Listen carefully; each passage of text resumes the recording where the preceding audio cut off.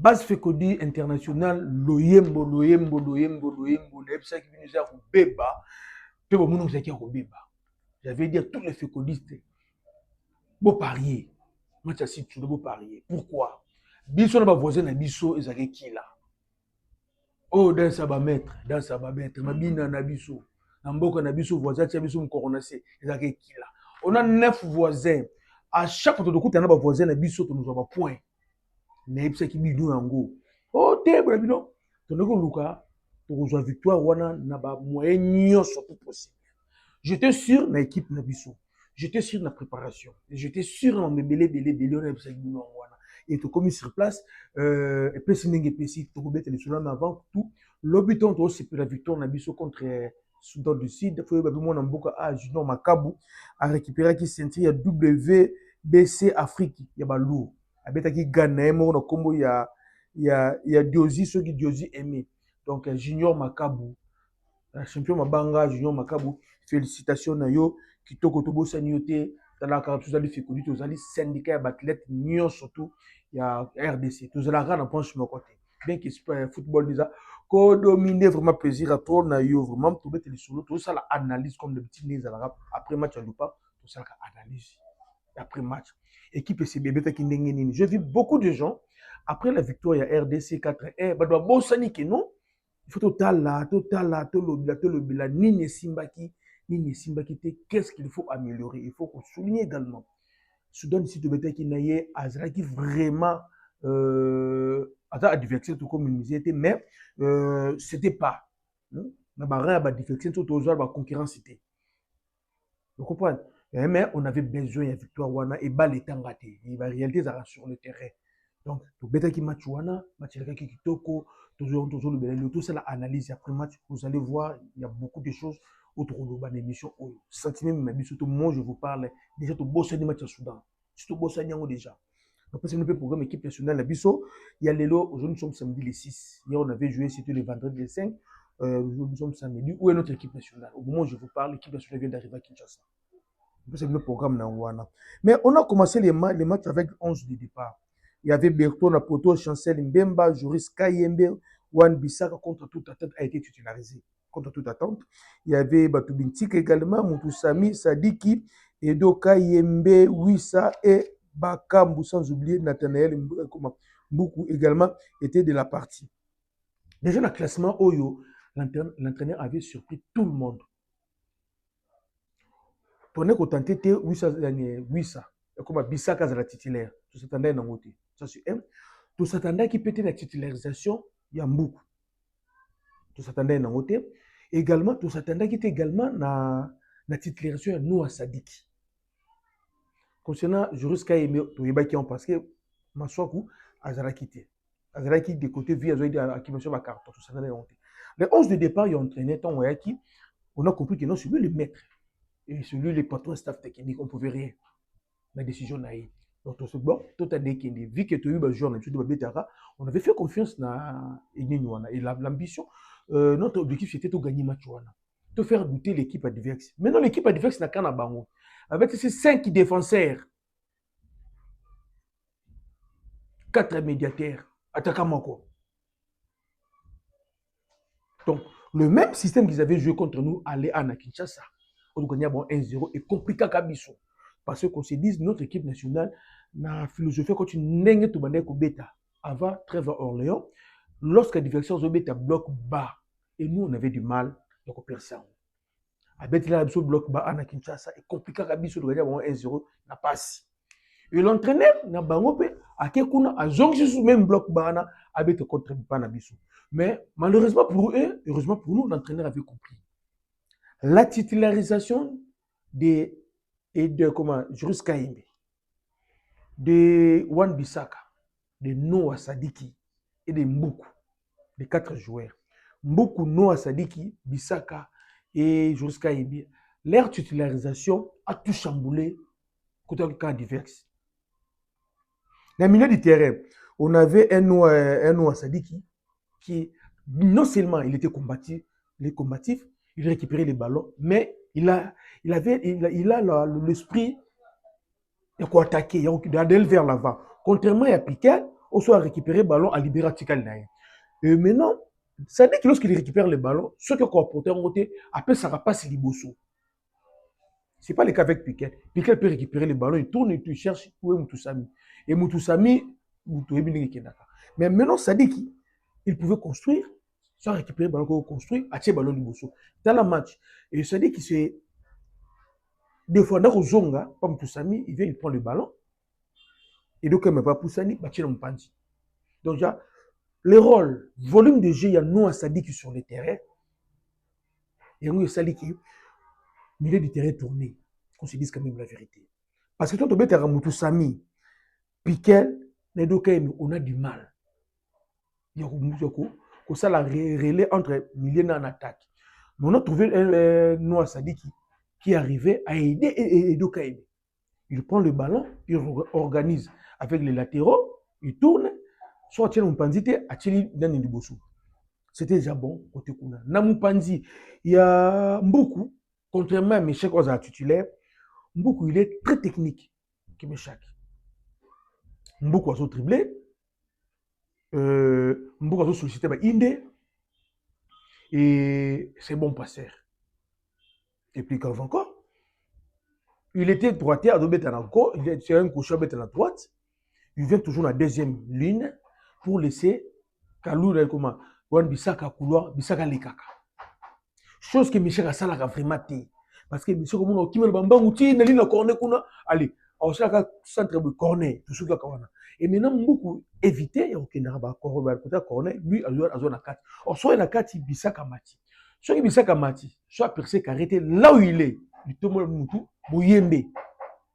Ce qui Mouyembe té ça lui passe. C'est ça. Ok, côté qu'on a Joris Kaimbe, tel Joris Kaimbe, Nicolas c'était Wissa. Wissa c'est un droitier avec la gauche. Et à nos côtés, toujours dans 4, à d'autres qui ont Joris Kaimbe, couloir. Donc, à part, il y a Wan Bissaka. Joris Kaimbe, non, ça dit comme titulaire, et beaucoup. Et compliqué équipe, il y a Soudan du Sud. Ce sont des techniciens.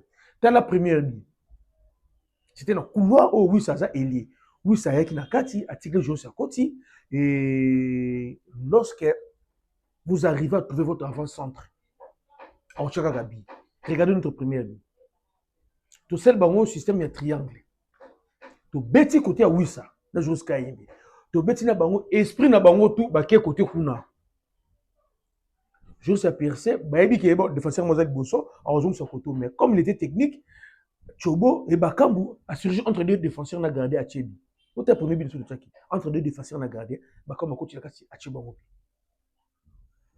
Ça, c'est un.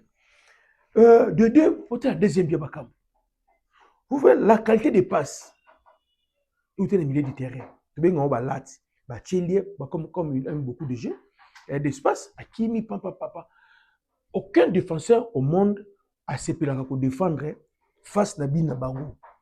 Le défenseur va défendre Dobi Nabango. Mais ce côté ballon en profondeur, et vous avez un attaquant, un avant-centre comme Bakam, de Vinicius, Bajamoukou, Bakasouma, Baleka, Obazabata sauter le bon ballon en course. Défenseur a un choc à la faute. Parce que soit ça, il faut titer et Kebi. Dans la faute, tu vois, ce carton jaune, c'est un carton rouge. Alors, pendant qu'on récupère le ballon, la condition, la situation, il faut ça peut-être les beaux pour qu'on tacle ou récupérer le ballon. Et donc, comme les défenseurs, on a ici Soudan. Passe, Bakamba Koti. Il pouvait faire une faute. La bagarre est carton. Alors, tu tiens bien. Pour tel troisième bien, il y a beaucoup. Beaucoup avec Wissa. Wissa joue le ballon. Après, c'est beaucoup. Wissa y a l'équipe beaucoup a joué les ballons. Wissa a joué les beaucoup. À côté, deuxième balle, deuxième ligne, à tirer bien côté. La complicité. Alors, et c'est là qui me quand même bien. On a marqué le premier but dans 11e minute. Deuxième but dans 37e minute, c'est toujours Bakambu. Dans 45e minute, c'est toujours Nathaniel Mboukou d'identité. Dans 57e, Tochebi. On va réduire dans 75e. Oui. Changement et Salamaki dans 60e. Il y a des bossons, ils ont vu Sabima, ils trouvent ça qui m'échappe. Et là, bakambo abimi na 7e bakotisi mayele kala la fiston Bisaka abimi akotiaki Kalulu Kayembe abimi akotiaki Pikel et Mbuka abimi akotiaki Théo Bongonda tout sur la maintenant. On a joué première mi-temps Chaleur et Zalaki. On a eu beaucoup de pertes et surtout Bisaka on a facilité. Mais ça adapté qui n'a eu. Le match a été décalé d'une heure parce que Chaleur et les gars casse. Tout bête match, tout bandit. Qu'est-ce qu'on a remarqué côté Yabisaka? Lorsqu'on parle de joueurs, il y a une dimension mondiale et ça se voit. J'ai vu Ewan Bissaka qui n'a pas forcé, mais qui était présent. Il n'a pas forcé, mais il était présent sur le terrain. Défensivement, il était là, il défendait à 3. Il y avait lui, il y avait Mboukou qui descendait aussi, et il y avait Piqué, comment il s'appelle Noah Sadiki qui défendait à 3. Raison pour laquelle on a récupéré beaucoup de ballons. On a qu'à défection Nabiso.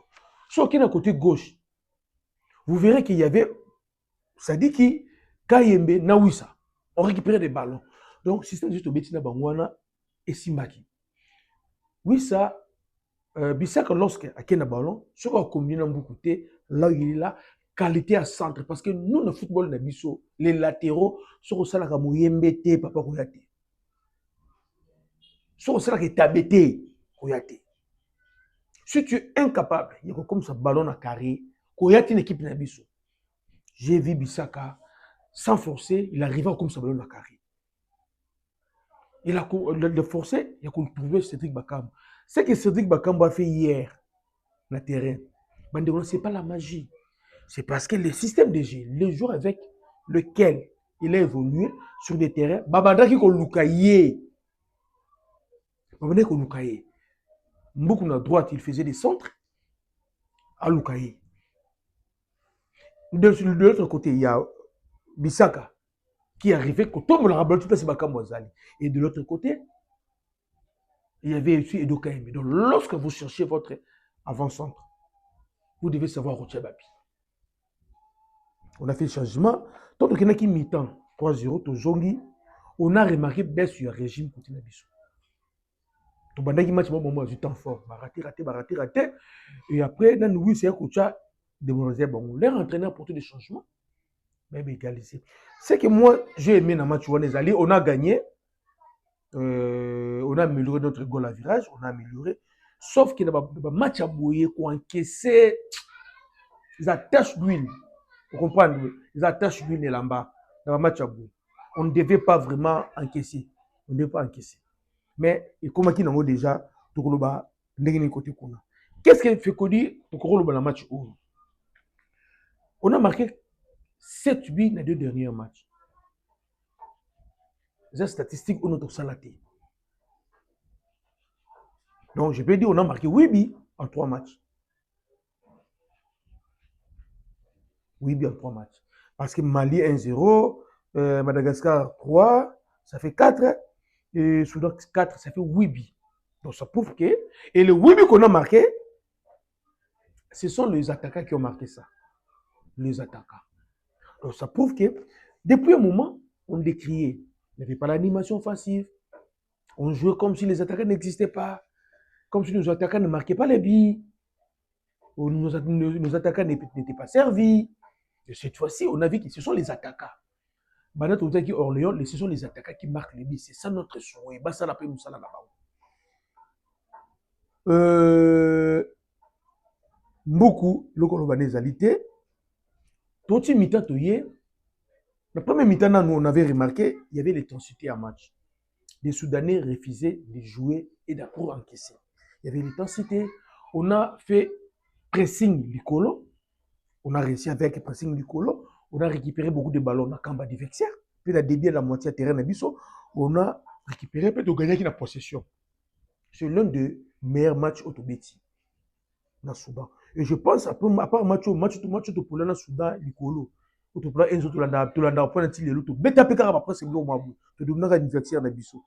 kuna ezaki bien mais na deuxième temps to yebese régime ezalaki. C'était dit na moi de l'imse ba joueur to baisse régime wana ezaki na manque de concentration. Alors ce sont des choses qu'on peut éviter. Et loko o ngai na moni mabe na match on ezali baisse régime wana.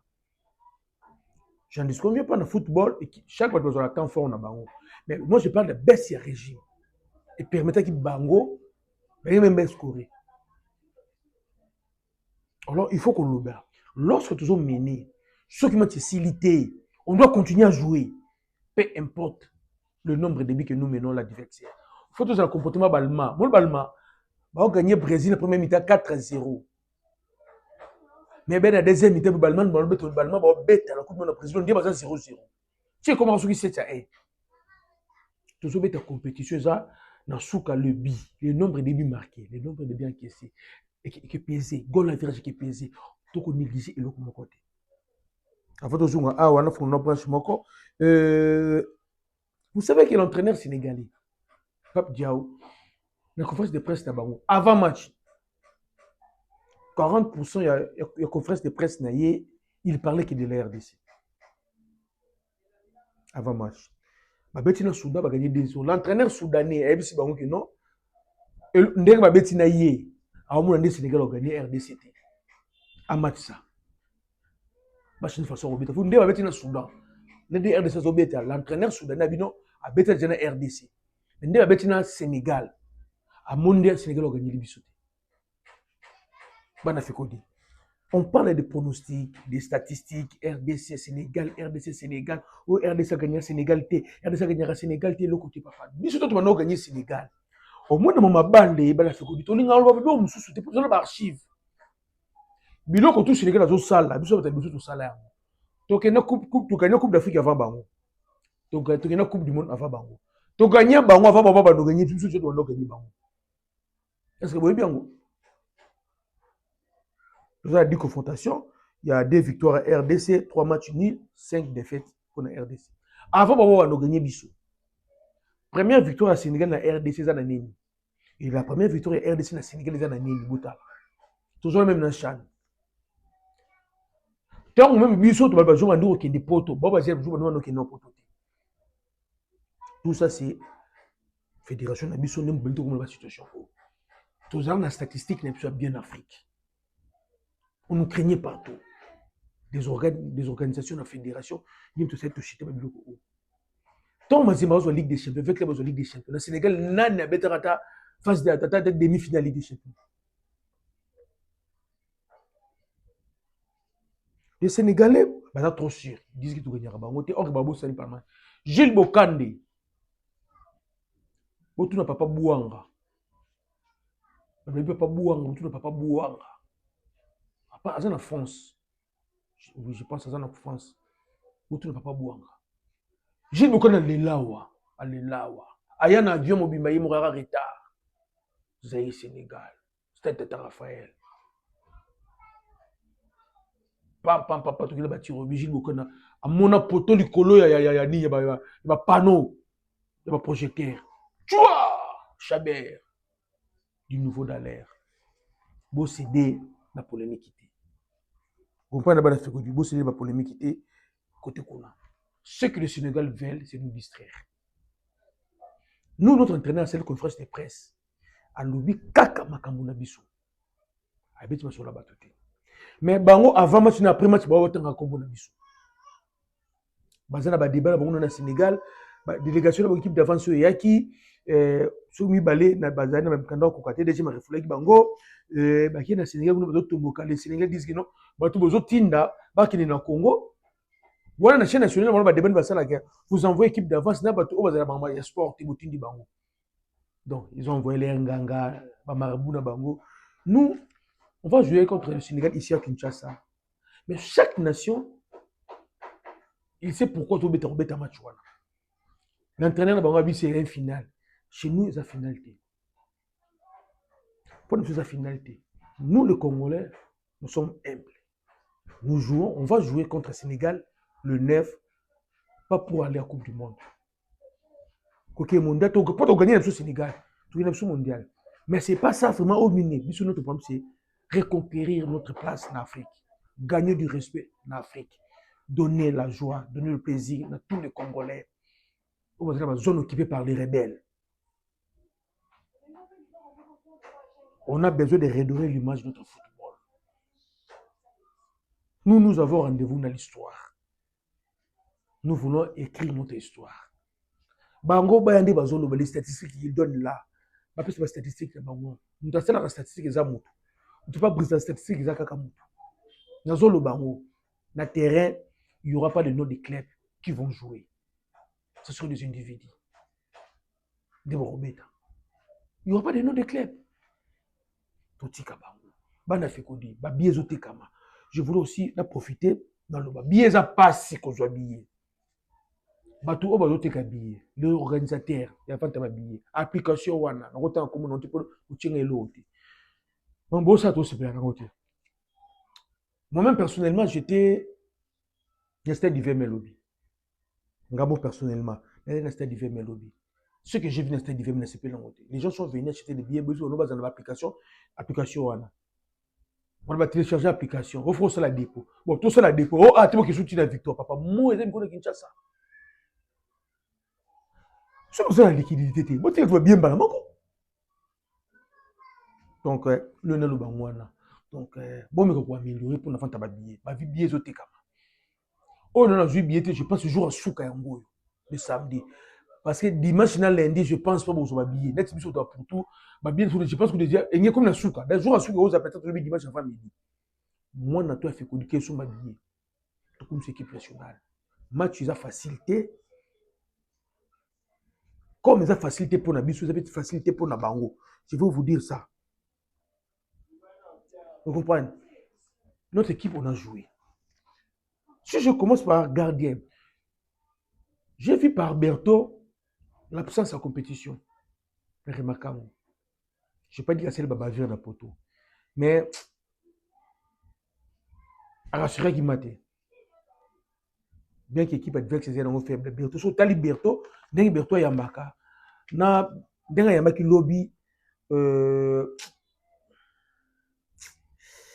Manque en compétition. Manque en compétition. Je vois sur tel Landeli, au moins manque en compétition. Tu vois, nous, on aime un Berthaud qui anticipe les actions. Et non un Berthaud qui subit des actions. Hier, notre Berthaud, il avait subi des actions. Il n'avait pas anticipé. C'est. Bien que tu gagnes le PC6, Berthaud. Bissaka, Juan Bissaka, pour sa première participation l'équipe nationale et pour sa première participation dans le Libanda Yamboka, sans forcer, il a rassuré. Je lui donne 7,5. Pourquoi 7,5? Pourquoi?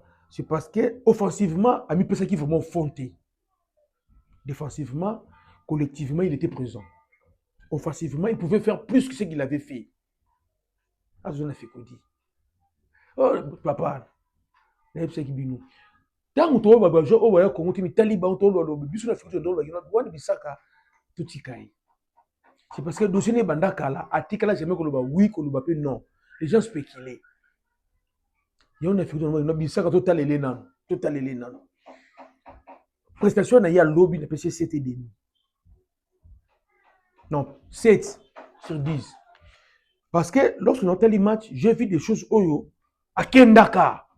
Mais on a aucun été. Vous comprenez? Biloko on va créer, même pas tirer. Donc soit tel papa à doser, à quand tu passes papa doser, papa quand tu à l'obel colo. À tel qui a montré raison pour qu'il a PC 7 sur 10. Joska aimé égal à lui-même. Je lui donne 7,5. Bantou Bintika, je lui donne également 7. Chancel Mbemba, pour avoir bien coordonné notre défense, PCP 7, pour toi Kesaki. Moutoussami, vraiment, la PC 7,5. Moutoussami, la PC 7,5. Pourquoi c'est Moutoussami 7,5. Le petit Noah Sadi qui n'a PC 8. Et donc, il n'a PC 6,8. Beaucoup n'a PC 8. Oui, ça n'a PC 6,8. Bakam également 8,5. Non seulement parce qu'il a marqué le but, parce que nous avons trouvé Bakambo un meneur. Un meneur d'homme. C'est ça ce que nous voulons pas Bakambo. Bakambo, c'est une équipe nationale des alliés, Azala meneur d'homme. Parce que lorsque Bakambu a se comporté bien sur le terrain, et ça l'a raqué, joueur, besoin de Chancel Bema. Chancel Bema, bien, ça rassure. Il rassure. C'est pas avec Bakambu. Lorsque Bakambu, même à Tchébité, mais se comporté bien sur le terrain, il rassure. Il rassure. L'entrée de Belé, entrant moi côté la Bangou, ils étaient, Maïe la côté qui, les gens disent que Maïe ne peut pas. Maïe est tout chauffeur qui. Le côté qui Maïe ne peut pas Tchébité. On a fait quoi dit? Nous allons nos lunettes. Quand la Maïe de côté qui peut Tchébité. Quand la Maïe est sur le roi d'Afrique. Maïe est dans Zabouye. Il y a Maïe, il y a les gardiens à Mélodie Sondance. Ce sont les deux joueurs évolués en Afrique. Oh, ce l'équipe qui est Mboka X, Maïka Koulouka Boba Talabango. Les Soudanais connaissent très bien Maïel. Donc, quand tu as Maïel pour empêcher la défense de Mata, donc quand tu as Maïel, tu peux t'habiter. Donc, quand tu sais qui pour empêcher Mata. Batika Nassima, du coup, ils ont l'une de mes dans mon pays, ils ont Nassima. Tout ce qui va se projeter le bousseau, ça va créer vide, mais écoute, dans la Katuana. L'autre côté, la Maïel en moi. Maïel te chauffe qui est. Yaka Maïele, vous à la martyre. Awa, na martyr. Awa na martyr. Maïele. Nanda kunaye. Vous la mlugo mona mardi. L'autre côté, la Maïele en moi. Tu côté qui, tu es bon à côté qui fait la bêta, tout à la forme physique. Parce que match Oyo, on se dit que même la vérité, ça nous a permis. Tu as forme physique à me jouer à la biche. Match Oyo. Ça nous a permis. J'ai beaucoup aimé tes yeux rouges. On n'a pas eu beaucoup de cartons.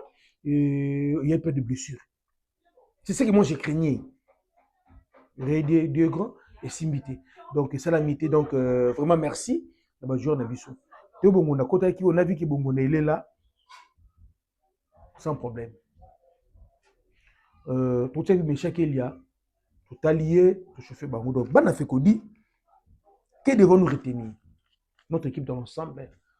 Tout PC, bon, c'était 10/10. Mention spéciale, le coach des Sabres, dans cette technique. Parce qu'ils ont su déjouer le plan préparé par l'équipe adverse. 5 défenseurs, 4e médiateur, Atakamoko. Papa Boule Ganzelani. Ce qui est dans la logique, je suis dans mon pandi. Piquel na Moutousami. Batie wana, aujourd'hui, tu es dans pembeni, comment ça s'appelle encore? Méchac. Donc tu as 4 bités. Mais il a su faire mettre les techniciens. Maintenant, on me pose la question, est-ce que même le classement de te remettre contre le Sénégal, match na match, notre équipe nationale, tu à ma casse, tu à 4-3-3. Contre le Sénégal, on doit encore travailler. Mental à joueur. Parce que mener 3-0, beaucoup de temps, comme si c'était déjà fini le match, il aurait laissé l'angoté. Mais, tu as mis premier avec 16 points.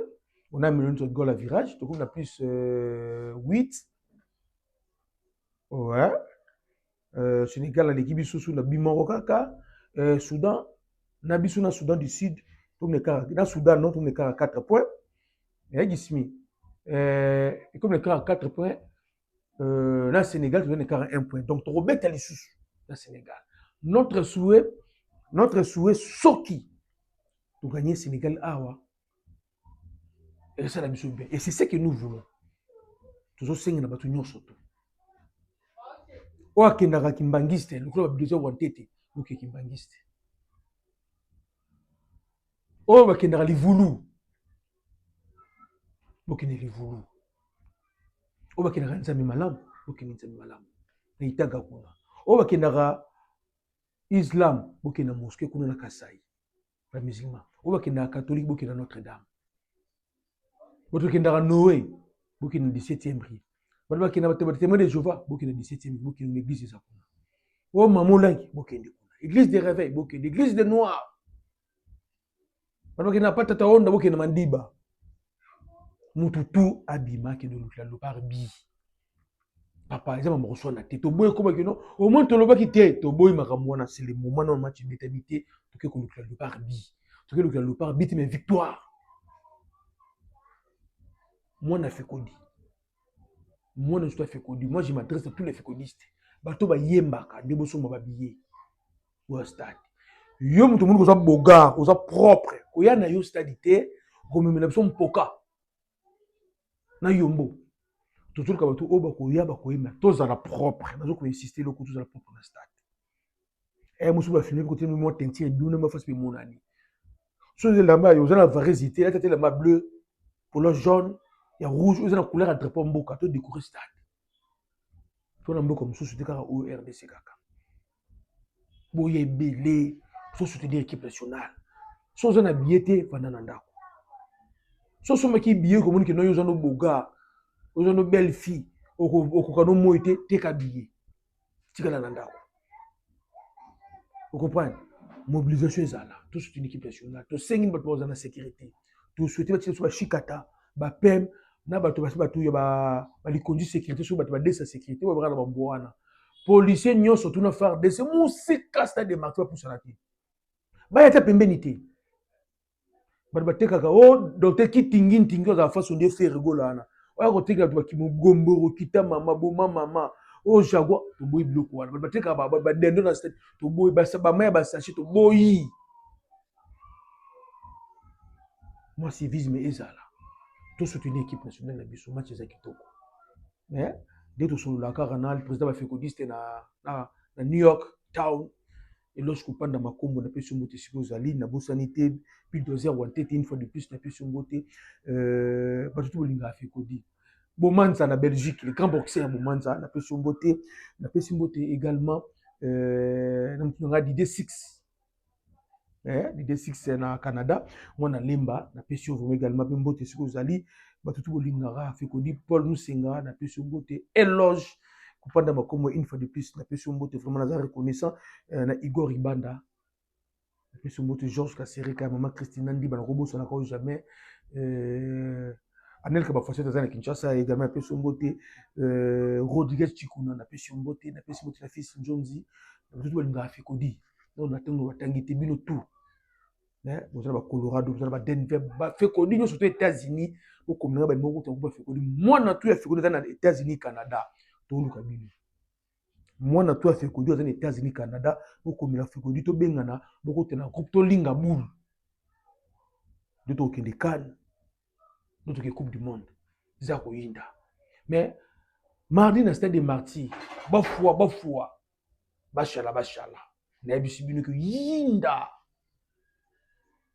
tike yinda to singa ba organisateur bofongolela biso terrain ata stade 5 heures avant début match pour éviter l'étouffement vu que entre pour bakangi entre oya wilirona je pense comme chef d'état soka koya ça va créer des problèmes ba bakangi on lisusu to to utiliser entre pour ngabi donc to singa ba organisateur bofongolela stade ata 5 heures du temps avant début à rencontre pour permettre que baya bakota à l'aise une fois mon ekoki bokangi